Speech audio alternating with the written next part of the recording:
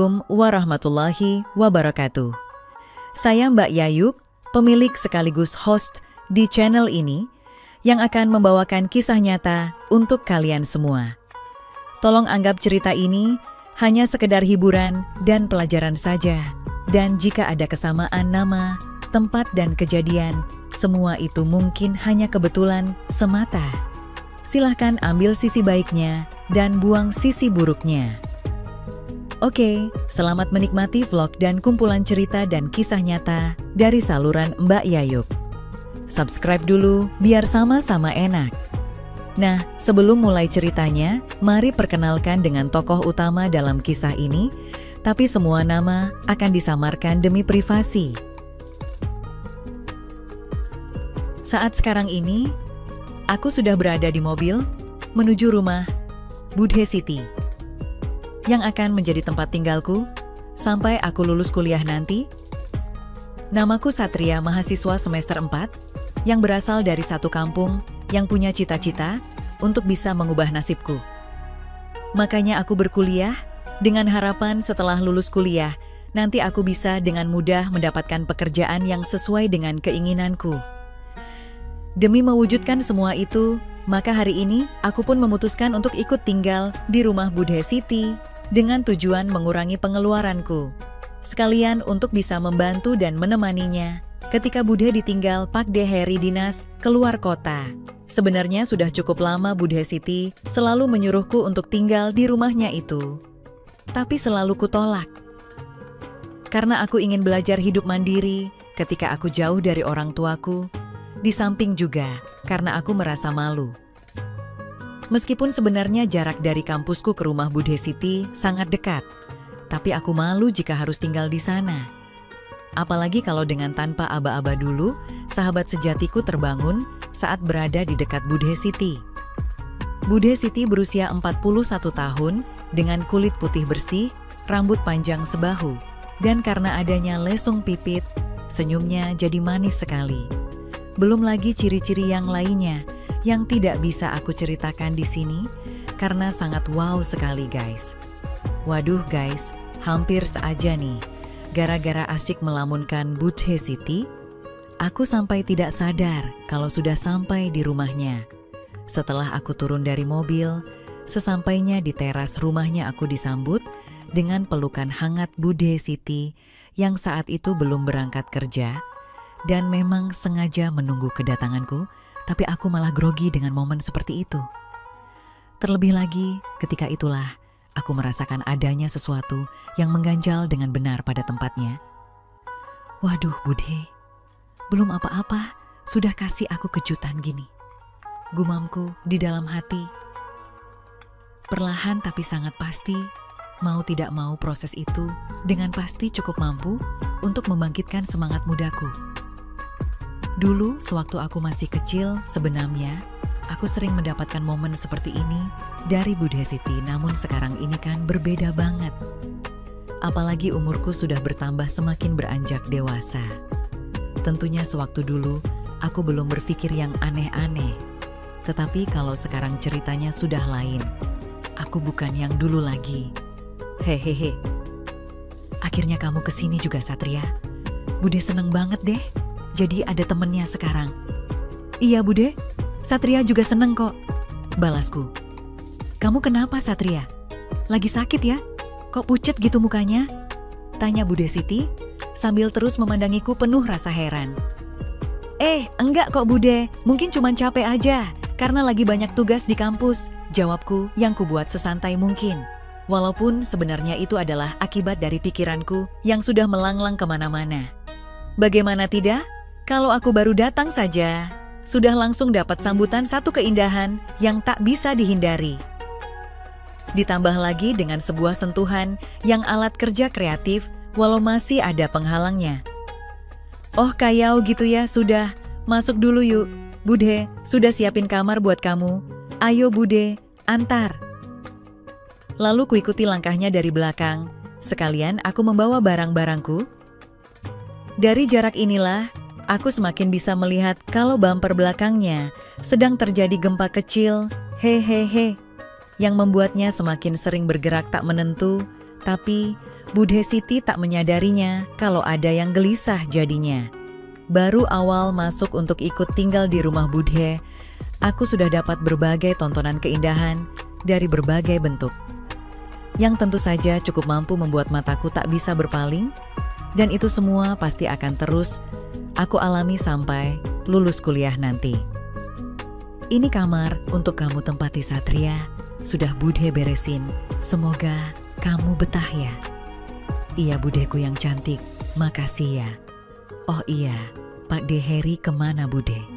Tanyaku. Seketika wajah Budhe Siti berubah murung saat aku bertanya begitu. Dengan lemah Budhe menjawab, biasalah Satria, dia sibuk terus sama kerjaannya dan semakin jarang ada waktu buat Budhe, keluhnya.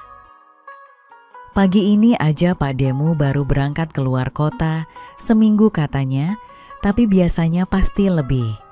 Terlihat wajahnya dibuat agak jutek, meski begitu tak mengurangi kecantikannya dan malah terlihat semakin cantik. Ya sudah kayau gitu. Kamu istirahat dulu aja ya. Budhe mau ngecek salon sebentar. Kayau perlu apa-apa telepon saja ya. Iya Budhe, makasih. Jawabku dan Budhe. Siti pun pergi sedangkan aku masuk kamar dan beristirahat. Sungguh sayang sekali wanita secantik dan seanggun Budhe. Siti harus sering ditinggal pergi oleh suaminya. Apakah Pak Deku itu tidak ada rasa khawatir jika sampai ada orang yang akan mengambilnya? Aku siap gantikan tugas Pak De, gumamku. Aku merasa bahwa sepertinya hidupku akan segera berubah. Selama tinggal di rumah Budhe, pasti akan banyak hal yang bisa aku pelajari. Di kamar ini membuatku terasa nyaman karena dilengkapi AC yang menjadikan tidurku sangat pulas. Aku terbangun saat perutku berbunyi kerucuk-kerucuk yang ternyata memang saat itu sudah jam 1 siang. Aku pun segera menuju ke dapur untuk segera mencari makan. Tapi ketika aku melihat ke halaman belakang, ternyata malah ada yang menarik untuk dilihat. Karena pada jemuran itu tampak beberapa bentuk dan juga warna dari pembungkus yang mungkin biasa Budhe kenakan. Banyak sekali dan sedang berjajar rapi, menunggu giliran untuk dipakai. Moga saja secepatnya aku pun bisa melihatnya saat sudah dipakai. Hehehe, karena di rumahnya ini, Budhe Siti tak punya pembantu, jadi dialah yang mengerjakan semuanya ini sendiri. Seandainya saja aku diizinkan untuk membantu Budhe yang diawali dengan benda-benda yang sedang dijemur itu, pasti aku akan sangat senang sekali. Karena secara tidak langsung, aku bisa menyentuhnya walau hanya dalam bayanganku. Ku tepuk-tepuk kepalaku sendiri agar pikiran ini kembali fokus dan tidak terlalu jauh berharap sesuatu yang belum jelas kenyataannya. Akhirnya kuputuskan saat itu juga lebih baik aku makan saja. Setelah aku mulai makan, kembali aku menjadi tahu bahwa selain cantik, ternyata Budhe Siti ini juga jago masak. Terbukti, saat itu aku sampai tambah 2 kali saking enaknya. Setelah kenyang, aku pun kembali mulai mengantuk lagi. Tapi, aku lebih memilih ke ruang tengah untuk menonton TV sekalian menunggu Budhe Siti pulang dari kerja. Karena tentunya, aku masih sungkan bila di sini aku cuma makan dan tidur kerjanya. Baru saja TV aku nyalakan, Budhe Siti sudah membuka pintu rumahnya, seraya Budhe tersenyum manis padaku. Budhe Siti langsung menuju ke arahku dengan cara jalannya yang bagaikan seorang model yang sedang melakukan show. Kamu sudah makan, Satria? Tanyanya saat sampai di sebelahku dan Budhe juga langsung ikut duduk. Sudah Budhe, baru aja, kataku sambil mataku melihatnya sebentar saja karena takut jika sampai salah fokus. Apalagi bila dilihat dari baju yang dikenakan Budhe, dalamnya putih yang ditutup dengan blazer abu-abu. Tentu saja itu membuat aura tersendiri untukku yang saat itu sedang melihatnya. Oh my god, sampai kapan aku bisa bertahan? Suasana selanjutnya menjadi hening karena Budhe Siti sibuk dengan HP-nya, sedangkan aku memilih fokus ke TV. Sembari sesekali mataku melirik ke titik besar yang selalu menjadi pusat perhatianku. Oh iya Satria, Besok kamu kalau ke kampus pakai motor Bude aja, ya nggak usah naik ojek. Hitung-hitung uang yang biasa dipakai naik ojek kan bisa ditabung. Lanjut Bude Siti. Nggak apa-apa Bude, uang kiriman Satria masih cukup kok. Lagi pula aku bisa tinggal di sini saja, sudah senang sekali kok. Jawabku dengan masih tak berani melihat wajah Bude Siti. Karena takutnya kalau terlalu lama melihatnya bisa-bisa nantinya fokusku ke yang lainnya. Terus terang saja, Bude malah seneng kamu mau tinggal di sini Satria. Kamu mau menemani Bude, mengobrol sama, bisa bantu-bantu. Apalagi kamu masih muda jadi pasti tenaganya masih lebih kuat dibandingkan dengan Pakdemu. Kata Bude melanjutkan. Loh, memangnya ada apa dengan Pakde Heri Bude? Tanyaku penasaran. Ternyata pertanyaanku ini sontak membuat Bude Siti langsung meletakkan HP-nya dan menggeser duduknya menghadap ke arahku, lalu menarik nafas panjang.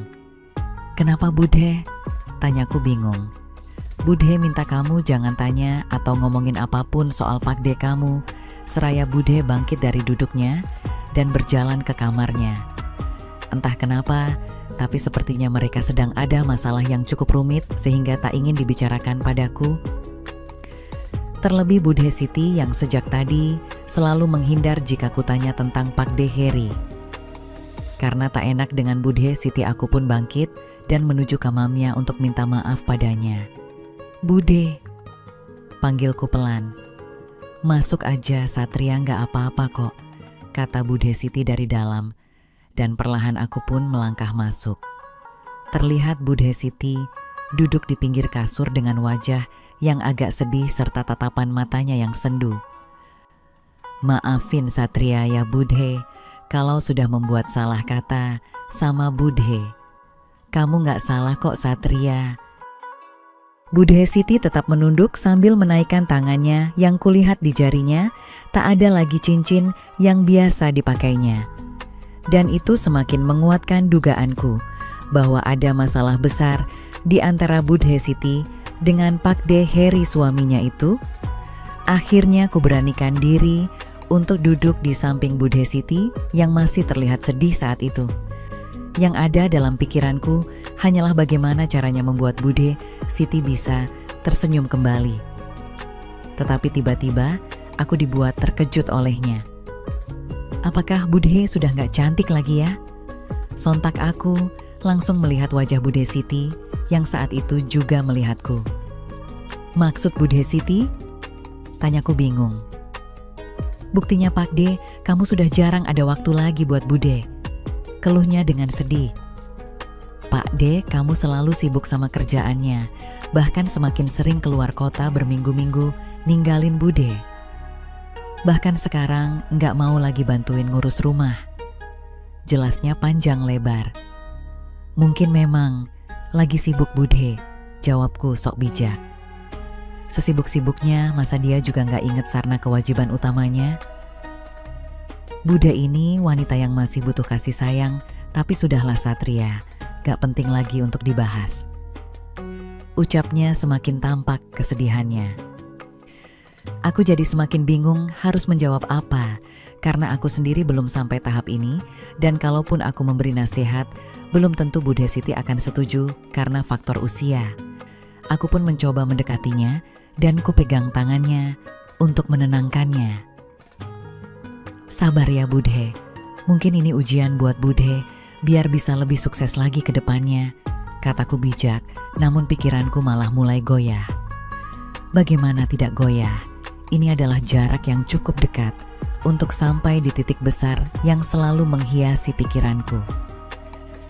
Dan juga selalu membuatku penasaran dengan tekstur yang aslinya itu seperti apakah. Bude tetap akan mengurus semuanya sendiri, ucapnya seraya menyenderkan kepalanya di pundakku. Mungkin saja Bude Siti ini sudah lama tidak diberi kerja kreatif untuk kebutuhan malamnya oleh Pakde, sehingga seperti ini jadinya, pikirku. Kalau Bude izinkan, Satria bersedia loh membantu Bude keluar dari masalah Bude. Ucapanku cukup nekat saat itu. Padahal aku tahu apa jawaban Bude Siti Jadi apa yang menjadi mimpiku itu pasti tidak akan terlaksana. Kamu serius Satria mau bantu Bude? Tanya Bude Siti sambil melihat wajahku dan hanya aku jawab dengan anggukan. Aku bertambah seneng banget tentunya kalau kamu mau bantu Bude. Apalagi kamu masih muda, jadi pengalaman baru buat Bude. Sekalian Bude akan ajarin Satria, biar kamu jadi pria dewasa idaman semua wanita nantinya. Jawab Bude Siti penuh semangat. Hal ini tentu saja di luar dugaanku, bahkan seperti mimpi saja rasanya. Aku mendapatkan kesempatan untuk mengerjakan yang tidak bisa Pak D kerjakan. Ya sudah kalau gitu sekarang bantu Bude Satria buat potong rumput yang sudah panjang ini. Sekalian nanti kamu ya gosok bagian bawahnya supaya lebih enak untuk dipandang mata, kata Bude Siti bersemangat sekali. Sepertinya Bude Siti memang benar sudah lumayan lama mengerjakan semuanya ini sendirian, terlihat dari ketidaksabarannya itu. Tetapi karena ini adalah pengalaman pertamaku, jadinya aku masih harus diajarkan beberapa kali caranya oleh Bude Siti. Sampai akhirnya rumput itu berhasil aku rapikan dan lanjut gosok bagian bawahnya. Terlihat Bude senang sekali dengan hasil kerjaku. Sambil terus memberiku kata penyemangat yang membuat semangat juangku semakin meningkat untuk menyelesaikan semuanya. Akan tetapi karena ini baru pertama kalinya aku membantu Bude, jadi aku belum begitu bisa mengaturnya sehingga aku cepat lelah. Dengan keadaan seperti itu, aku dilihat oleh Bude Siti dengan senyuman manisnya. Akhirnya kami berdua sama-sama lelahnya. Padahal baru setengah pekerjaan yang berhasil aku selesaikan, tapi karena masih banyak waktu, jadi kami memilih untuk istirahat dulu supaya nantinya kami berdua ada semangat lagi. Hari-hari berikutnya aku selalu membantu Bude Siti mengerjakan semuanya, dan Bude Siti selalu mengajariku menjadi pria sesungguhnya dengan pengalamannya. Walaupun Pak D Heri sudah pulang dari luar kota, tapi tetap saja aku yang diminta menggantikan tugasnya Pak D untuk membantu Bude Siti karena tenagaku lebih kuat serta bisa lebih rapi. Kini tugas wajib Pak D, Heri selalu aku yang gantikan selama aku tinggal di rumahnya. Bahkan hasilnya juga nampak lebih baik dari yang dulu, itu aku tahu dari kata-kata yang diucapkan oleh Bude Siti sendiri kepadaku. Gimana menurut kalian? Apakah aku harus selalu membantu Bude Siti meskipun menyenangkan, tapi sebenarnya itu salah? Atau sebaiknya aku menghentikan semua ini, apa yang harus aku lakukan? Aku tunggu saran dari kalian semuanya. Tamat. Oke teman-teman, segitu dulu kisah ini. Semoga teman semua bisa terhibur ya. Mohon maaf sebelumnya. Di sini tidak ada maksud untuk merusak moral. Tapi kita sebagai insan manusia yang penuh dosa, hanya ingin berbagi pengalaman saja, yang tentunya kami tidak menyarankan hal ini untuk ditiru ya. Terima kasih karena sudah mau mendengarkan kisah nyata ini. Sekali lagi, ambil baiknya dan buang buruknya, dan semoga hal seperti ini tidak akan pernah terjadi kepada kalian semua. Dan semoga kita semua dilindungi dari mara bahaya. Amin ya rabbal alamin. Sekian dan terima kasih. Sampai ketemu lagi di cerita-cerita selanjutnya. Jangan lupa like, komen, share, dan subscribe.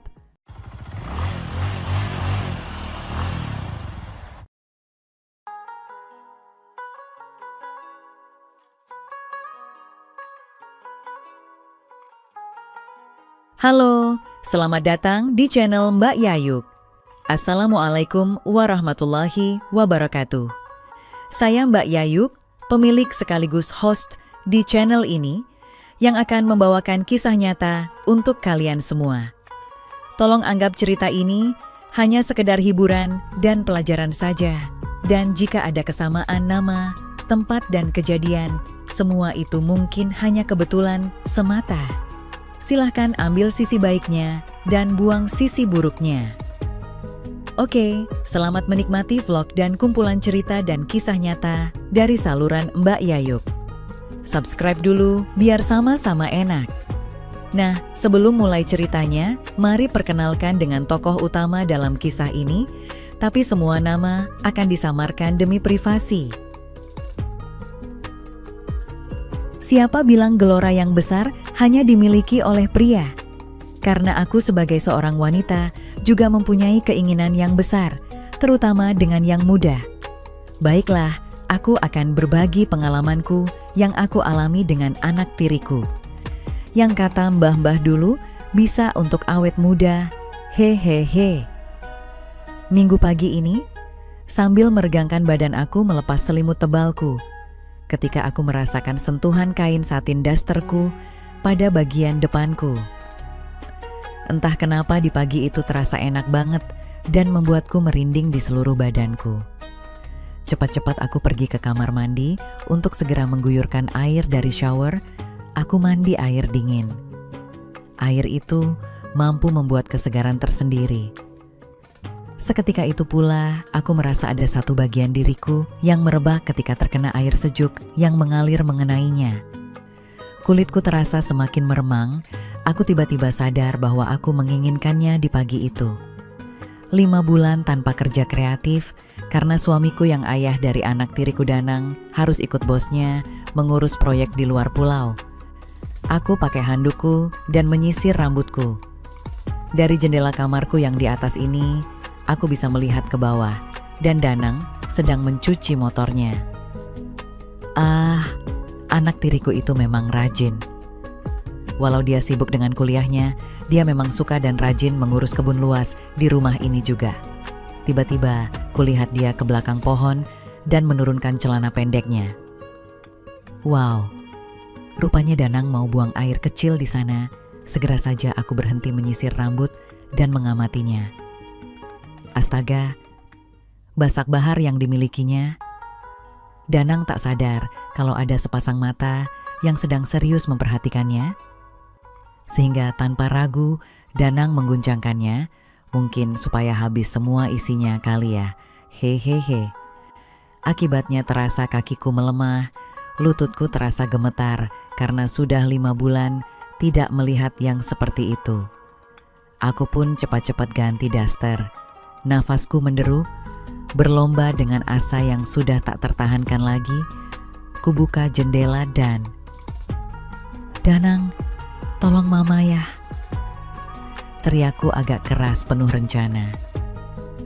Oke Mama Rena, sahutnya antusias sekali. Ini tolong dong, ambilkan tas merah kecil di atas lemari tinggi itu, bawa tangga kecilnya.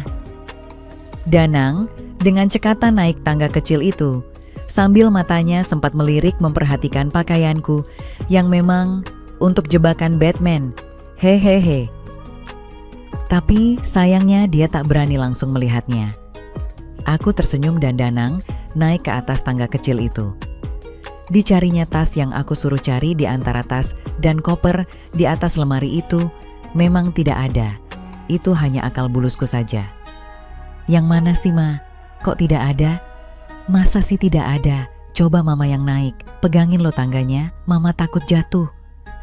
Aku pun naik ke anak tangga yang atas dan Danang memegang sisi tangga. Dengan cepat tampak mulutnya segera ternganga. Yes, jebakan sudah kena sasaran, teriakku dalam hati. Aku terus saja pura-pura tak tahu dan sibuk mencari-cari di atas lemari. Aku naik satu anak tangga lagi dan membungkuk ke arah lemari sehingga Danang jelas bisa melihat semuanya dengan jelas. Dari sudut mataku kulihat Danang semakin kelihatan semakin terbawa suasana yang sengaja aku buat untuk menyambut dirinya di pagi itu. Hayo, lihat apa kamu Danang? Tegurku pura-pura. Danang tampak malu dan menundukkan kepalanya. Maafin Danang ya Mama Rena. Aku senang bercampur merasa lucu melihatnya tersipu-sipu seperti itu. Lah, kamu kan sudah biasa di fakultas lihat yang seperti barusan? Lihat sih, tapi Mama Rena. Tapi apa, hayo? Aku pun turun lagi satu anak tangga. Lututku lemas sekali dan keinginanku sudah menggelegak rasanya. Apakah Danang mau lihat lagi? Tantangku. Danang terkejut seketika itu dan dia berkata, boleh ma. Tanpa memberikan jawaban atas pertanyaannya itu, aku pun langsung mewujudkan apa yang sebenarnya ingin dilihat oleh anak tiriku yang lugu itu. Danang, Danang, panggilku pelan. Pernah sedekat ini belum kamu sayang? Belum ma, jawabnya gemetar suaranya. Tiba-tiba aku tertawa karena dari sisi atas celana pendeknya ada sesuatu yang mendesak keluar. Ya senang ya lucu. Jadi satu saat itu. Ini sih gara-gara Mama Rena. Aku jadi malu deh, ucap Danang dengan tersipu-sipu malu. Tetapi yang membuatku kaget banget adalah mungkin saja Danang merasa kalau sudah kepalang tanggung. Dia dengan sangat cepat sudah memulainya sebelum ada perintah dariku. Dan karena dari awal tujuanku adalah ingin supaya anak tiriku ini menghapus semua rasa dahaga yang sudah tertunda selama 5 bulan. Tentulah aku pun tidak keberatan dengan apa yang dikerjakannya di pagi yang indah itu. Dengan serta-merta, aku pun segera memberikan arahan-arahan yang bagus supaya hasilnya bisa sesuai dengan yang aku harapkan. Karena aku tahu Danang masih belum berpengalaman. Tiba-tiba saja diangkatnya aku dari anak tangga itu. Dasar anak muda, kuat sekali. Pikiranku semakin mengawang-awang akibat ulahnya itu. Akhirnya hanya dalam 12 menit aku sudah dapat yang pertama, walau belum sampai bekerja kreatif. Ini semua mungkin akibat dan kehampaan selama 5 bulan ini. Mataku berkaca-kaca dan menerawang entah kemana. Danang, Danang, keluhku. Kulihat Danang pun seperti susah bernafas. Mama tolong lepasin Danang, hampir tidak bisa nafas nih. Rupanya aku terlalu terbawa suasana, sehingga aku sampai tidak memperhatikan kondisi anak tiriku. Maafin Mama sayang, Mama kelupaan, ucapku lirih. Dengan segera aku duduk bersimpuh di atas tempat tidurku, tampaknya Danang masih saja terpana melihatku. Diulurkannya secara perlahan tangannya dengan takut-takut, dengan tidak sabar langsung kusambut anak tiriku itu. Tidak berselang lama. Mama, aku, keluhnya. Aku pun terperanjat karena lupa bahwa anak muda seperti Danang tentu belum bisa menguasai diri. Akhirnya setelah dia bisa menguasai dirinya. Mama maafin aku ya. Matanya tampak sayu. Aku pun berusaha membuatnya damai dan tidak merasa bersalah atas apa yang baru saja terjadi. Danang memerah wajahnya atas apa yang kukerjakan. Apakah Mama tidak marah? Tanya Danang. Tidak sayang, Mama malah senang sekali pagi ini. Benarkah Ma? Saat itu juga, seperti seorang anak kecil yang baru mendapatkan mainan baru, Danang kembali lagi bekerja kreatif setelah tahu aku tidaklah marah. Dan dengan senang hati, aku pun memberikan mata kuliah yang baru dan lebih menyenangkan tentunya untuk segera dipraktekkan semua teorinya. Danang pun tampak semangatnya besar sekali untuk bisa menyerap semua teori yang aku berikan padanya. Hingga akhirnya, Mama Rena terima kasih ya. Di pagi yang indah ini, Mama sudah memberikan pengalaman baru untukku.